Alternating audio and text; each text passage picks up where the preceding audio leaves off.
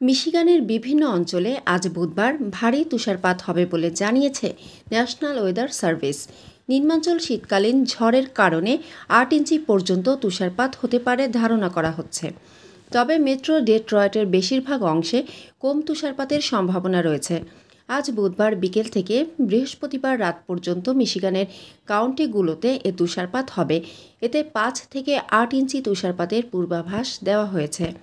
এতে মিশিগানের ৩৪টি কাউন্টির জন্য শীতকালীন ঝড়ের সতর্কতা জারি করা হয়েছে, যেখানে রাজ্যের পূর্বাঞ্চলের Midland, Bay, Huron, Saginaw, Tuscola, Sanilac, Mason, Lake, Osceola, Clare, Oceana, Newaygo, Mecosta, Isabella, Muskegon, Montcalm, Gratiot, Ottawa, Kent, Ionia, Clinton, Allegan এবং ভ্যান বুরেন কাউন্টিতে এ সতর্কতা জারি করা হয়।